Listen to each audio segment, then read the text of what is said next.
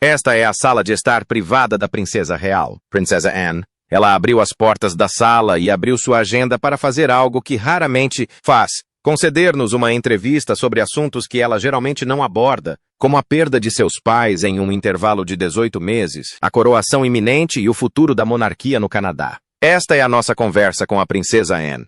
Os salões do Palácio de Buckingham testemunharam séculos de drama. Mas nada preparou a monarquia britânica para o que aconteceu em 22 de janeiro de 2026. Uma declaração rara do palácio, um aviso devastador da princesa Anne e alegações tão explosivas que ameaçam redefinir o significado de ser da realeza na era moderna. O que acontece quando um príncipe leva as queixas de sua família à Suprema Corte? Quando acusações de traição, bloqueio de herança e sabotagem emocional se tornam públicas? E quando a própria coroa precisa traçar uma linha entre lealdade familiar e sobrevivência institucional? Bem-vindos ao capítulo mais explosivo da história da realeza desde a crise da abdicação.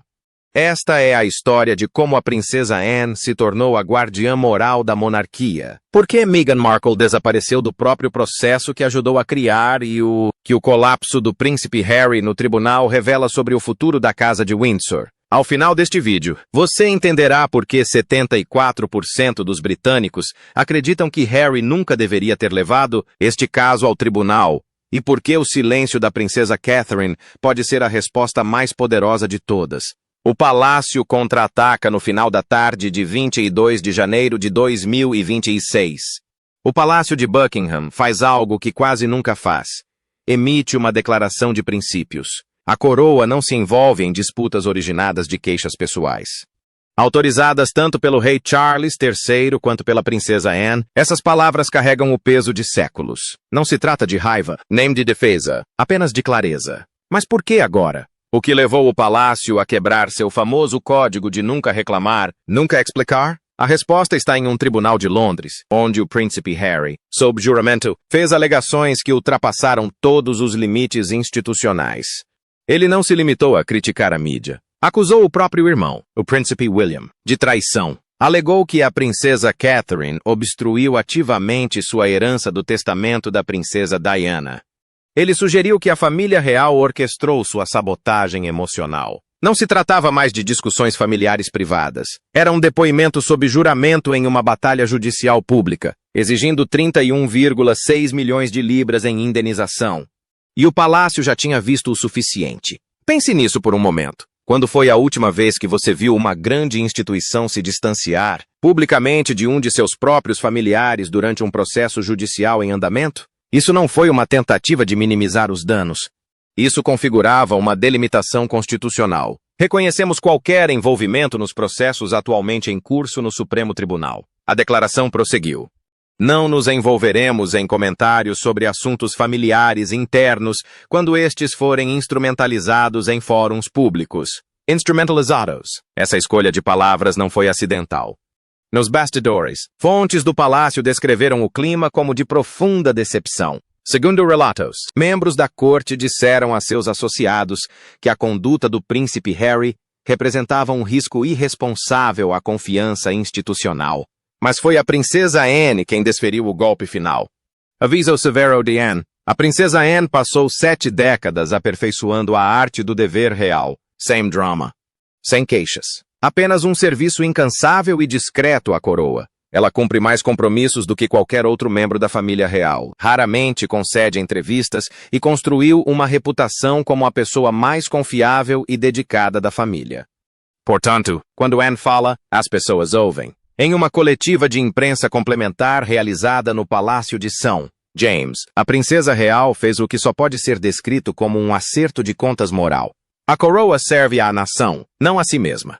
Não litigamos nossos valores nem terceirizamos nosso senso de responsabilidade para tribunais ou tabloides. Aqueles que se desviam desse caminho o fazem por vontade própria, não por desígnio real. Afiado, preciso, devastador. Mas ela não havia terminado. Implicar que a princesa de Gales, ou qualquer membro desta família, interferiu no testamento de uma mãe falecida, sem provas, sem audiência, sem conversa privada, não é apenas falso, é vergonhoso. Esta instituição não legitimará ilusões ao dignificá-las. Pense nisso. A princesa Anne acaba de chamar o depoimento juramentado de seu sobrinho de delirante. Isso não foi emoção. Isso representou uma demonstração clara da autoridade institucional. Segundo fontes próximas ao palácio, Ana vinha insistindo há semanas para que a família emitisse um posicionamento formal. Ela argumentava que o silêncio poderia ser interpretado como cumplicidade ou fraqueza. A monarquia, insistiu ela, precisava reafirmar seus fundamentos éticos, e ela estava certa. Poucas horas após sua declaração, as redes sociais entraram em erupção. A hashtag #AnnieSpeaks tornou-se tendência global. Pesquisas britânicas mostraram um aumento de 12 pontos percentuais no apoio à forma como a família real lidou com a crise. Até mesmo os críticos da monarquia reconheceram que a franqueza de Anne foi revigorante, em uma era de discursos corporativos e comunicados de imprensa cuidadosamente elaborados. Mas eis a questão que tira o sono dos fãs da realeza. Foi isso um aviso para Harry ou uma despedida? O que torna a intervenção de Anne tão significativa é sua história pessoal de priorizar o dever em detrimento da emoção. Esta é uma mulher que recusou títulos reais para seus filhos, a fim de lhes proporcionar uma vida normal.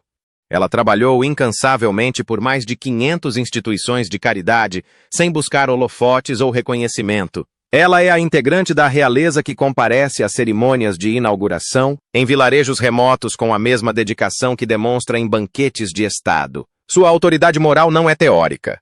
É uma honra conquistada ao longo de décadas de serviço sem queixas. Portanto, quando ela denuncia um comportamento que viola os princípios fundamentais do dever real, isso tem um peso exponencialmente maior do que qualquer declaração de um assessor de imprensa jamais teria. Anne não se entrega a demonstrações de indignação. Ela não emite avisos levianamente. E certamente não usa as palavras como vergonhoso, a menos que as acredite com todas as suas forças. O colapso de Harry no tribunal. Vamos falar sobre o que realmente aconteceu naquele tribunal. Porque o contraste entre as acusações de Harry e as provas apresentadas conta uma história bem diferente daquela que ele quer que acreditemos. O caso Windsor vs. Associated Newspapers Limited começou como uma ação judicial sobre privacidade. Harry alegou que jornalistas se envolveram em coleta ilegal de notícias, grampeamento telefônico e assédio sistemático, o que destruiu sua saúde mental e o levou a deixar o Reino Unido, uma causa nobre. Certo? Responsabilizar a poderosa mídia? Só que o caso rapidamente se transformou em algo completamente diferente. Uma sessão de terapia pública disfarçada de processo judicial. Durante o interrogatório, o advogado de defesa Anthony White K.C. fez a Harry uma pergunta simples. Onde estão as provas? Quais desses jornalistas se envolveram em conduta ilegal? Quando? Com que método? Com a confirmação de quem? As respostas de Harry tornaram-se vagas. Ele falou de uma cultura de intrusão e erosão emocional. Palavras fortes, sem dúvida, mas palavras que não atingiram nenhum patamar legal para configurar dano intencional ou conduta ilegal. Em seguida, vieram as provas, os e-mails, os convites para festas, as anotações de relações públicas. Acontece que muitos dos jornalistas que Harry agora acusa de assédio já foram acolhidos em seu círculo íntimo. A resposta de um repórter ecoou pelo tribunal. Harry, você me convidou. Pense nas implicações disso. Como você pode alegar assédio ilegal sistemático por parte de pessoas a quem você voluntariamente deu acesso à sua vida? Mas a verdadeira bomba veio quando a equipe jurídica de Harry desmoronou apenas 2 semanas antes do julgamento. Advogados de renome se retiraram, alegando divergências irreconciliáveis e deterioração da cooperação do cliente. Harry tornou-se impossível de representar. Desesperado, Harry contatou o príncipe William em busca de ajuda para encontrar um novo advogado. A resposta de William? Silêncio. Harry chamou isso de abandono. Recorri ao meu irmão de boa fé, mas fui recebida com silêncio. No entanto, fontes internas do palácio contam uma história bem diferente. Se William tivesse intervido, mesmo que fosse apenas para recomendar um advogado, isso teria aberto caminho para acusações de interferência da família real. Sua recusa não foi pessoal, mas sim uma questão de protocolo institucional. Qual o problema? Harry já não consegue ver a diferença. Tudo é pessoal. Qualquer limite é uma traição. Todo silêncio é sabotagem. E é exatamente por isso que o alerta da princesa Anne é importante, porque este caso deixou de ser sobre ética na mídia no momento em que Harry o transformou em uma questão familiar. Especialistas jurídicos que acompanhavam o processo ficaram perplexos com a rapidez com que o caso se deteriorou, passando de uma questão legítima de privacidade para o que um advogado chamou de projeto de escavação emocional sem qualquer fundamento jurídico claro. O juiz teve que intervir diversas vezes para redirecionar o depoimento de Harry às alegações em si, em vez de seus sentimentos sobre a dinâmica familiar. Observadores do tribunal notaram que Harry parecia cada vez mais agitado à medida que o interrogatório se intensificava. Suas respostas tornaram-se defensivas. Seus exemplos passaram a ser anedóticos em vez de baseados em evidências. E, o mais prejudicial de tudo, ele começou a contradizer suas próprias declarações anteriores, tanto no tribunal quanto em suas memórias. Um momento particularmente constrangedor ocorreu quando a defesa apresentou um trecho do livro de Harry, no qual ele elogiava certos jornalistas como justos e imparciais, apenas para Harry afirmar sob juramento que esses mesmos indivíduos haviam praticado assédio. Ao ser pressionado sobre a contradição, Harry gaguejou, dizendo que sua perspectiva havia evoluído. A expressão do juiz, segundo os presentes, disse tudo. A acusação contra Catherine. De todas as alegações de Harry no tribunal, uma se destaca como particularmente explosiva. A de que a princesa Catherine o impediu pessoalmente de receber a herança do testamento sigiloso da princesa Diana. Para que fique absolutamente claro o que Harry afirmou sob juramento, Catherine, sua cunhada, interferiu ativamente em documentos legais para impedi-lo de acessar o que lhe era de direito da herança de sua falecida mãe.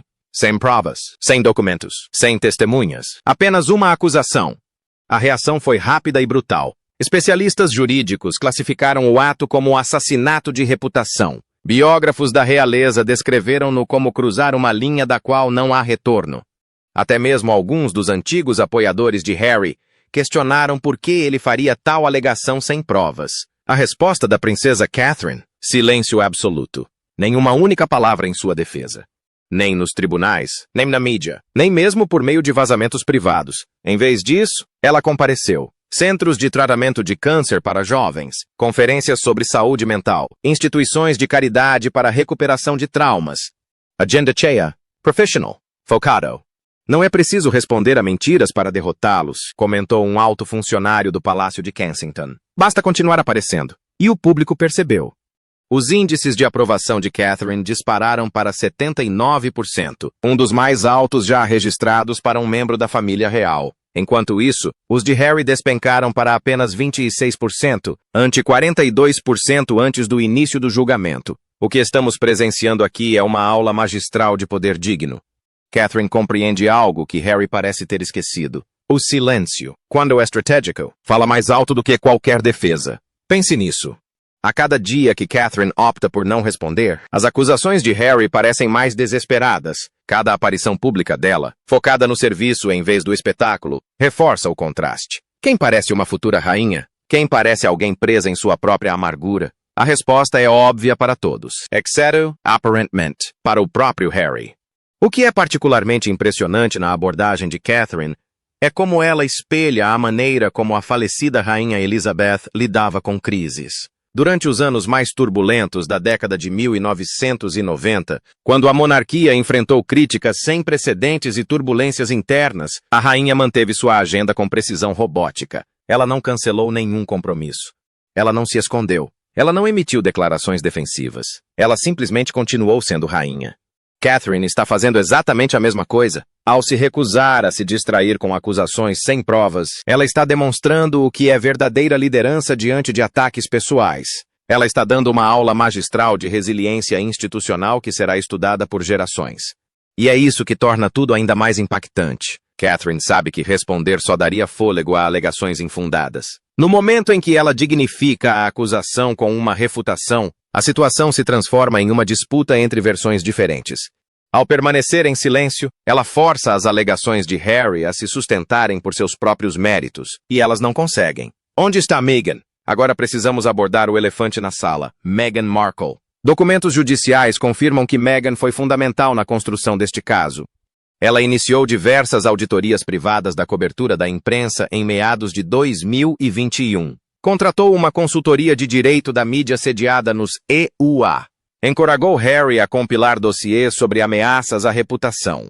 O nome dela aparece em mais de 113 e-mails internos relacionados a alegações da mídia e estratégias de litígio. Então, onde ela está agora? Sem depoimento, sem declaração, sem comparecimento ao tribunal, sem qualquer apoio público ao marido. De acordo com fontes próximas à Fundação Artwell, Meghan optou por não participar oficialmente do julgamento já em outubro de 2025, alegando preservação da imagem a longo prazo e estabelecimento de limites emocionais.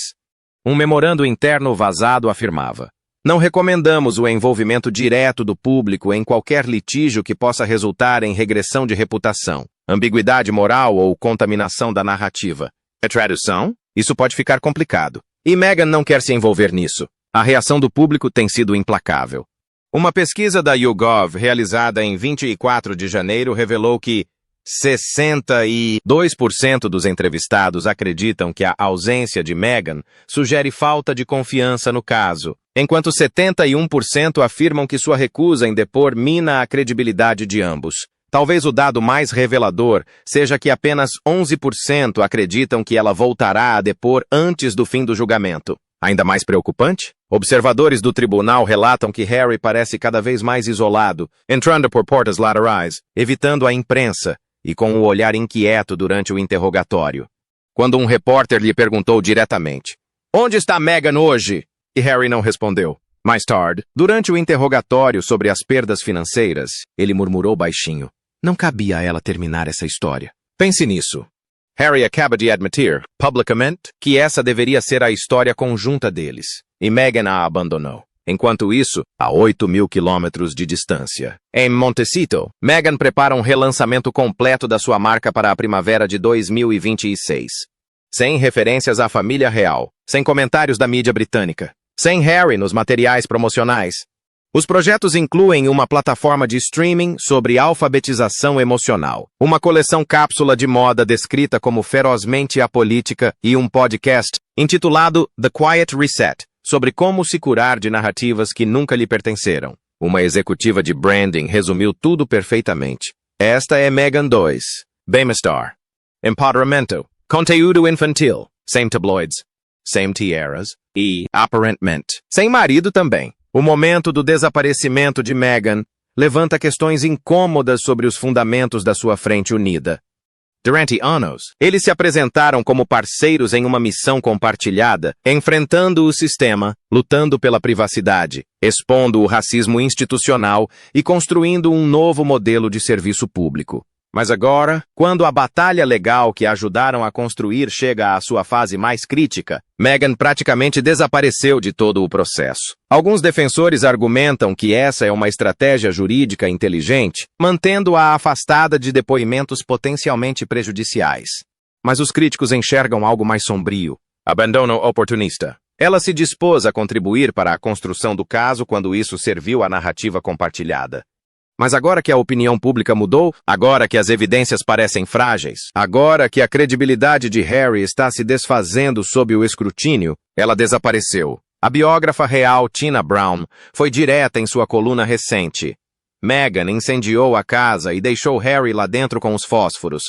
A metáfora é dura, mas cada vez mais precisa. Todos os dias, Harry senta-se sozinho naquele tribunal, fazendo acusações que não pode provar, contradizendo suas próprias declarações e vendo seu apoio público evaporar. Meghan está na Califórnia, reinventando-se como uma empreendedora de bem-estar, sem qualquer ligação com o caos. E Harry fica se perguntando, será que ele alguma vez foi o parceiro nessa relação ou apenas o instrumento? A aula magistral de William e Catherine. Enquanto o depoimento de Harry dominava as manchetes com acusações e apelos emocionais, o príncipe William e a princesa Catherine mantiveram algo notável: uma distância digna. Nenhuma única palavra de nenhum dos dois sobre o julgamento, nenhuma defesa pública, nenhum vazamento privado, nenhuma declaração improvisada. Em vez disso, eles trabalharam. No dia em que Harry testemunhou sobre a traição, William e Catherine estavam em Aberdeen visitando uma unidade de neurologia pediátrica e inaugurando um fundo de saúde pública de 4,3 milhões de libras. O contraste não poderia ser mais gritante. O caos do tribunal versus os corredores do hospital repletos de gratidão. Assessores reais confirmaram que a agenda do casal permaneceu inalterada intencionalmente, apesar da pressão da mídia. Cancelar o evento teria sinalizado um envolvimento com a narrativa, explicou um membro sênior da corte. E não é assim que esta família se governa. Em 23 de janeiro, Catherine presidiu a cúpula da primeira infância da Fundação Real, uma iniciativa que ela levou 4 anos para construir. Seu discurso principal sobre desenvolvimento infantil incluiu esta observação incisiva. Seria uma referência direta ao comportamento de Harry no tribunal? Fontes do palácio insistem que o foco era puramente profissional, mas a mensagem foi compreendida. Independentemente disso, liderança não se declara, se demonstra. Fontes descreveram o clima no Palácio de Kensington como resoluto, porém sombrio. William está desapontado, mas não surpreso. Catherine está profundamente magoada, mas disciplinada. Trata-se de um ataque à sua reputação envolto em luto, disse um assessor real de alto escalão. E eles não vão dignificá-lo. A estratégia do silêncio ativo não é nova. A rainha Elizabeth II aperfeiçoou essa técnica. Mas William e Catherine estão adaptando-a brilhantemente à era moderna da mídia, onde a imagem pública tem mais peso do que as refutações. Os resultados falam por si. A taxa de aprovação de Catherine atingiu 78%, um recorde histórico, enquanto a de William chegou a 76%, um aumento de 2 pontos desde o início do julgamento. Enquanto isso, a de Harry caiu para 28%, uma queda de 4 pontos, e a de Meghan para apenas 19%, uma queda de 3 pontos. Não é só o que os Gales dizem, observou um historiador da realeza. É o que eles não fazem. Esse silêncio diante da provocação é poder. O que torna a abordagem deles tão eficaz é a consistência.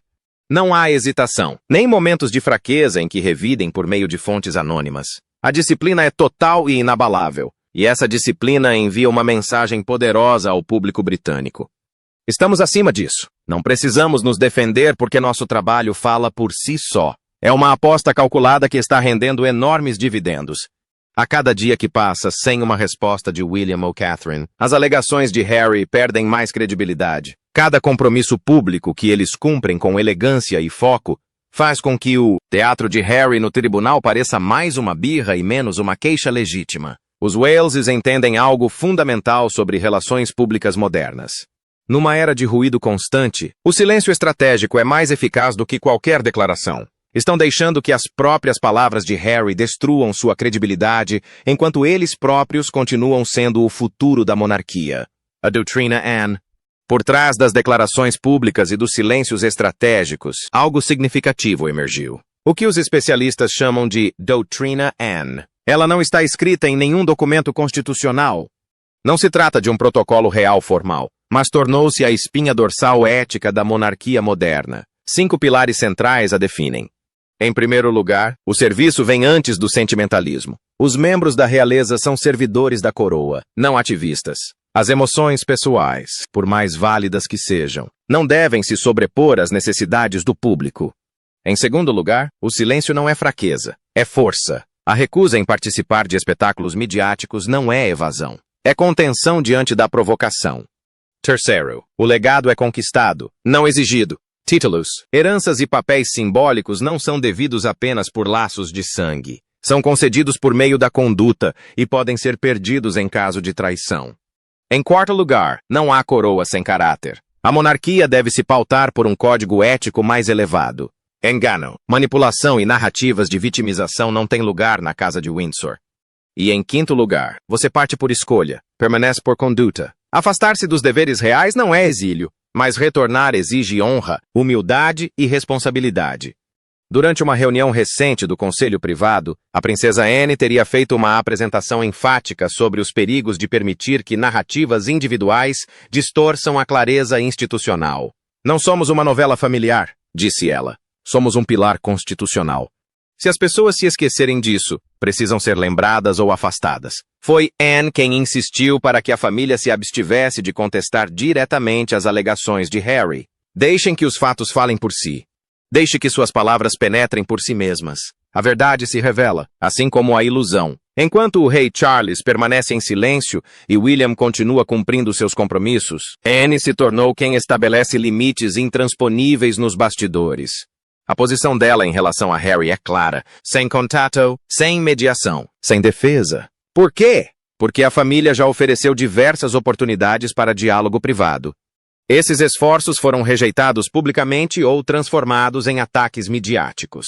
Como resultado, Anne aconselhou o soberano a tratar Harry não como um membro da família em crise, mas como um cidadão comum que busca reparação pessoal contra um terceiro, sem qualquer vínculo legal, ético ou representativo com a monarquia. As pesquisas mostram que a opinião pública concorda de forma esmagadora.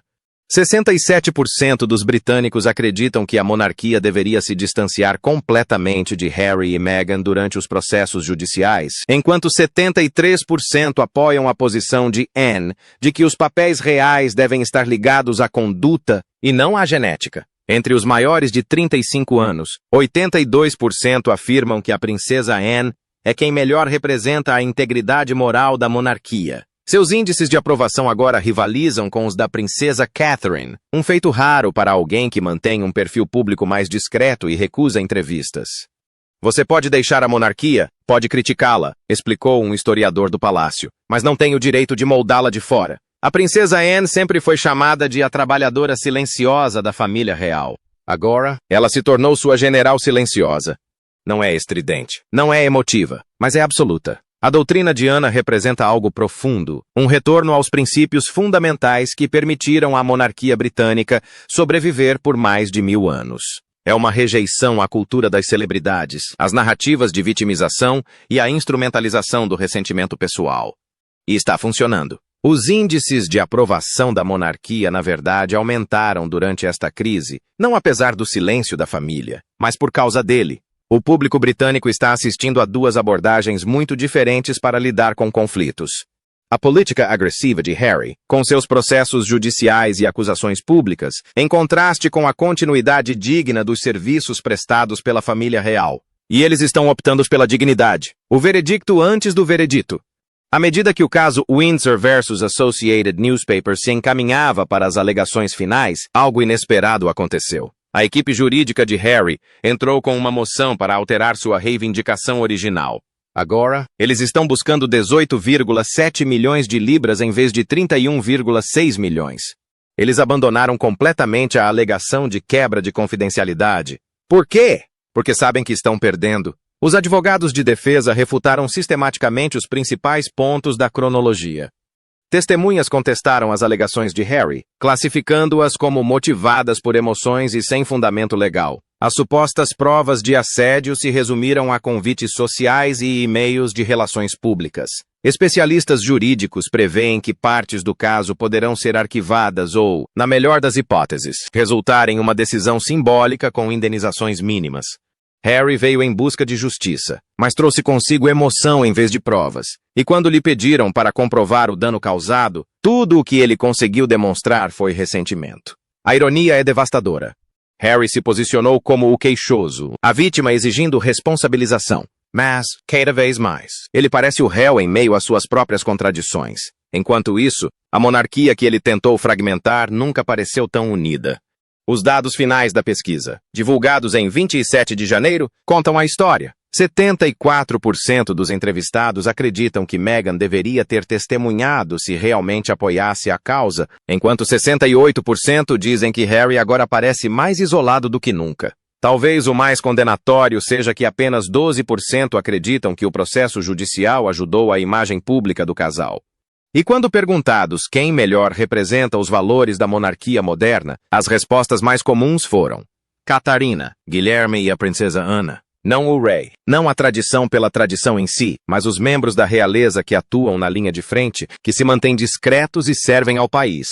A redução da indenização solicitada é particularmente reveladora. Em termos jurídicos, é essencialmente uma admissão de que o processo original foi exagerado, mas também revela algo sobre o estado de espírito de Harry.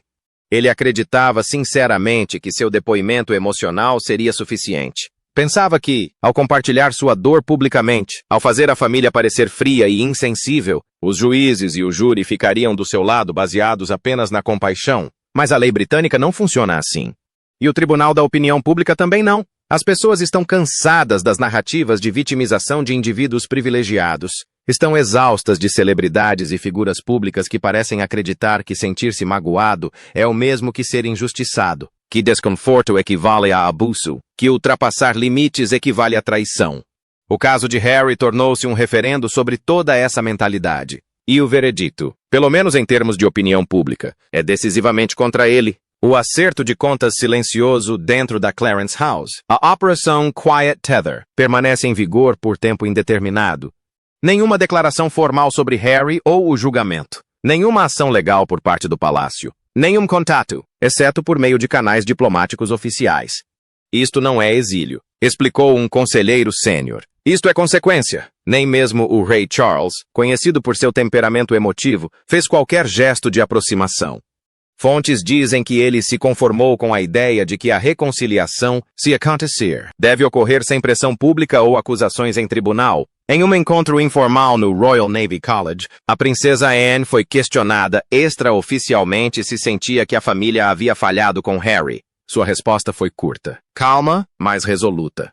Não falhamos com ele. Simplesmente paramos de segui-lo. Essa única frase apareceu na primeira página de 3 dos principais jornais do Reino Unido e foi compartilhada mais de 4 milhões de vezes em diversas plataformas. É o argumento final que a monarquia nunca apresentou no tribunal, mas que não precisava apresentar. Porque eis o que realmente estamos testemunhando, uma reflexão nacional sobre o caráter. Harry ainda pode obter uma sentença parcial, mas a monarquia, silenciosa, estável, inabalável, já conquistou algo maior. A lealdade do seu povo, a credibilidade dos seus herdeiros, o fundamento moral que não pode ser contestado em juízo. Por trás dos muros do palácio, paira uma sensação de tristeza misturada com resolução. São pessoas que realmente amam Harry, que se lembram dele como o garotinho travesso que caminhou atrás do caixão da mãe com extraordinária dignidade. Lembram-se do soldado que serviu no Afeganistão, do príncipe que criou os Jogos Invictus, do irmão que outrora compartilhou um laço inquebrável com William. Mas eles também reconhecem que o Harry de hoje não é a mesma pessoa. Seja pela influência da cultura californiana, pelo impacto da terapia que priorizou a validação em detrimento da responsabilidade, ou pelo efeito cumulativo de se cercar de pessoas que lhe dizem o que ele quer ouvir, em vez do que precisa ouvir. Algo fundamental mudou. E a monarquia não pode sacrificar sua integridade para acomodar a incapacidade de uma pessoa de seguir em frente. Essa é a triste realidade por trás de todas as manobras legais e declarações públicas. Não se trata de ser cruel ou implacável. Trata-se de reconhecer que algumas pessoas fazem escolhas que as levam para além do alcance das instituições às quais um dia pertenceram. Harry escolheu ir embora. Ele escolheu monetizar suas queixas. Ele escolheu transformar assuntos familiares privados em entretenimento público. E agora ele escolheu arrastar essas questões para um tribunal onde elas não deveriam estar. Cada escolha foi dele, e cada escolha teve consequências que ele parece relutante em aceitar. Legado não se reivindica, se vive. Então, o que aprendemos com este capítulo extraordinário da história da realeza? O alerta da princesa Anne não se referia apenas a um processo judicial ou a um príncipe rebelde. Tratava-se de algo fundamental, a diferença entre exigir respeito e conquistá-lo.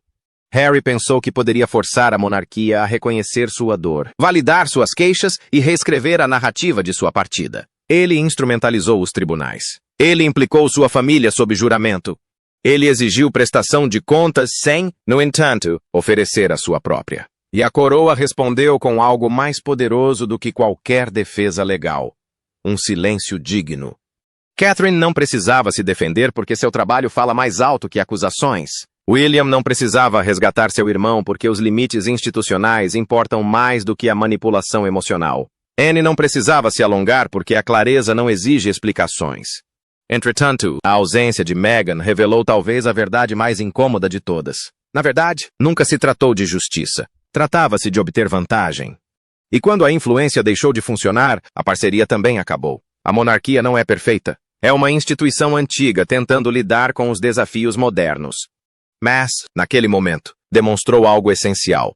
Que o dever, quando praticado com constância e humildade, sempre perdurará além do drama. Harry compareceu ao tribunal em busca de vindicação. Em vez disso, revelou seu isolamento. Queria expor as falhas de sua família. Em vez disso, expôs sua própria incapacidade de seguir em frente. Ele exigiu seu legado. Mas legado não se conquista por meio de processos judiciais. Ele é vivido através do serviço, construído através do sacrifício e conquistado através do caráter. Como a princesa Anne tão perfeitamente afirmou, desejamos-lhe paz, mas não o acompanharemos neste caminho. e sem conferência de imprensa, sem entrevistas e sem réplicas. A família real permanece unida, mais forte do que nunca, seguindo em frente. A questão agora não é se Harry vencerá o processo. O veredicto que importa já foi dado pelo público britânico, pelo seu próprio isolamento e pela instituição que continua sem ele. O que estamos testemunhando é uma família que tomou a dolorosa decisão de deixar um membro partir, em vez de comprometer os princípios que a definem. Não foi uma decisão tomada por crueldade, mas por necessidade. A monarquia serve milhões de pessoas. Ela não pode ser refém do trauma não resolvido de uma única pessoa. E talvez essa seja a lição mais importante de tudo isso. Às vezes, a coisa mais amorosa que você pode fazer por alguém que está determinado a se autodestruir é dar um passo para trás e deixá-lo enfrentar as consequências de suas escolhas. Não para puni-lo, mas para proteger a integridade daquilo que você representa. A coroa fez exatamente isso. E a história lembrará deste momento não como a crise que destruiu a monarquia, mas como o momento em que demonstrou que o dever e o caráter ainda importam mais do que a fama e o vitimismo. O que você acha? A princesa Anne foi longe demais ou disse exatamente o que precisava ser dito? A família deveria ter se defendido publicamente ou o silêncio é a maior demonstração de poder? E Harry conseguirá voltar? Ou essa porta se fechou para sempre? Esse drama judicial pode, na verdade, fortalecer a monarquia ao esclarecer seus valores? E o que a completa ausência de Meghan nos diz sobre a dinâmica real do relacionamento deles? Deixe sua opinião nos comentários abaixo. A história da realeza está longe de terminar, e sua perspectiva importa. Se você achou esta análise útil, inscreva-se no canal e ative as notificações, pois acompanharemos cada desenvolvimento neste ajuste de contas real sem precedentes. Obrigado por assistir e até o próximo vídeo.